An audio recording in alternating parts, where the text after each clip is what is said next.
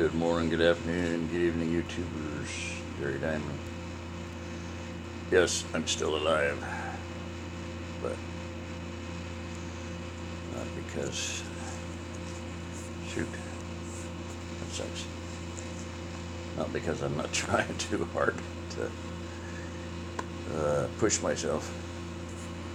Anyway, I thought I'd read and then go to sleep. Got a few minutes. Oh, bear with me and all that. Sorry. March 15th, Ides of March, Part 2. Eventually, Anne spoke. I forgot to tell you my news last night. Edna Glass, who works over in publications, lives in Archer. She asked if we could carpool into work together. It's been a real burden on her family for her to stay in town all week. With gas prices beginning to stabilize and us having ration cards, we could carpool into work together. Yesterday morning, she found another woman, Rachel Cartwright, who works in the College of Engineering, who lives just south of Archer, on US 27, who will carpool with us. That leaves one empty seat, so we're looking for a fourth rider.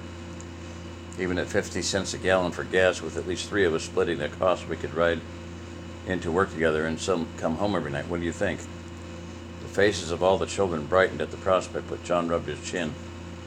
Well, that'll still be $1, maybe even $1.50 out of our pockets every week. Anne's jaw began to set. John, she said in a firm tone, but he interrupted and said, but I reckon it'll be all right. He winked at the kids and said, I'm sure I'm not the only one who's been missing your company in the evenings. You're a stinker, his aggrieved wife said as she smiled at him. I will be by the time Luke and I get through splitting the wood this morning, John lamented. Sure wish I'd never cut up that old live oak out in the pasture. That big limb wood is the twistiest stuff you ever saw. It'd give a hydraulic splitter a toothache, and here all poor old Luke and I have is a maul, wedges, and a sledgehammer. Even at 20 degrees, we're going to work up a sweat. It'll do you good, his wife said, eyeing his waist critically. Lisa's right, you two have been eating entirely too much of that stuff the girls have been making. You were starting to look like you did when I married you, until they started baking on a commercial scale. I expect to get just years and years of wear out of you. Yeah, so you need to stay in shape. A tragic look came over her husband's face as he said, yes, dear. Funk. The maul sunk handle deep into the oak, round and stuck, the wood stubbornly refusing to split. John tiredly swore at it while Luke set a wedge into the crack it had opened. He brought the sledgehammer smartly down on it once, twice, and on the third blow the wood sprang apart. They turned out one of the halves and split it again into fourths. The pile of split wood had been steadily growing all morning. When that round had been completely split, they put down their tools and took a break, basking in the sun. Well, Luke, I was sure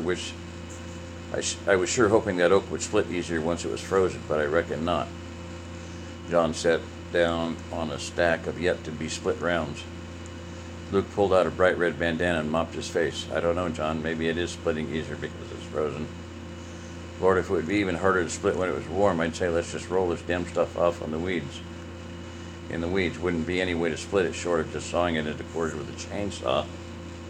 And this stuff will take the new off a chain faster than any wood I've ever seen. Need to remember to try to find some new chains, won't come to think of it. I've used this old steel more in the last 6 months than in the 5 years previous combined, I think.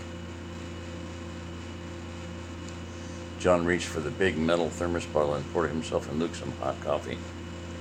The problem, my friend, the surgeon said, is that we're getting too old for this. We should have sons to do all the splitting while you and I do the skilled work. 'Tis a pity that we both only had daughters. I think the women would object if we asked the girls to split wood. John grinned. Well, why not? We wouldn't be having to split so much if they weren't cooking so much. Well, I imagine you're right. Not that we're not getting something for it, though. Miguel came up with the last tank we need for the digester. I think we'll start putting the system together next week. Anne's got an acquaintance from the college in the agricultural engineering department who's going to come out and help us assemble it all. He's working on several digesters for the university, but for our model, he wants to get some hands-on with it. They're going to make a big push on building them throughout the state, wherever there's enough livestock to make them feasible. Luke thought about it for a moment, then said, it seems to me that the cities should be doing the same thing. Everybody excretes every day. That's a lot of raw material. John nodded. Yes, it is, but Paul says the way our sewer systems are designed, they put way too much water into the system. The sewage is too dilute to make good feedstock for a digester. He says they're working on improving the system to make use of human waste, but wholesale changes to city sewer systems probably won't happen because the cities couldn't pay for the amount of work that would need to be done. Sounds like what needs to be done is to have everyone go back to using outhouses, Luke observed. Yeah, that would do it. Plenty of raw material and not too much water. Another year or two of what we've been dealing with for the past 6 months, and we might even see a big improvement that way through some of our fellow citizens, though some of our fellow citizens would probably rather die than develop a personal relationship with their end product, so to speak. John grinned and drank deeply from his coffee cup. Luke shook his head and chuckled. When they see what it's going to cost them to heat their homes this year and find themselves caught between their wallets and their Schultz mores, most of them will come to their senses, I think. The government will find itself hard put to get enough trained people out to teach others how to do it right,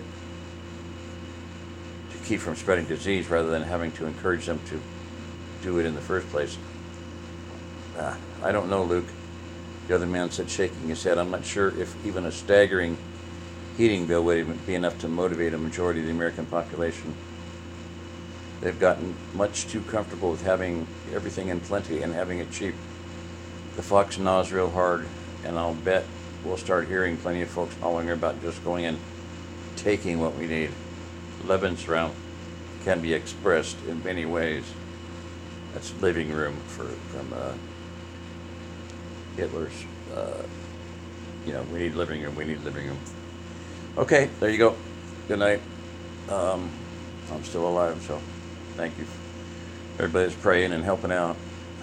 I'm going to taking about a day to just recuperate, hopefully. And I couldn't hardly move. Can't hardly get out of bed. Pretty tired, pretty sore, pretty beat up, pretty beat on, beat down. Anyway, I'll survive. All right. Hallelujah. Thank you, everybody. Bye-bye. Good night.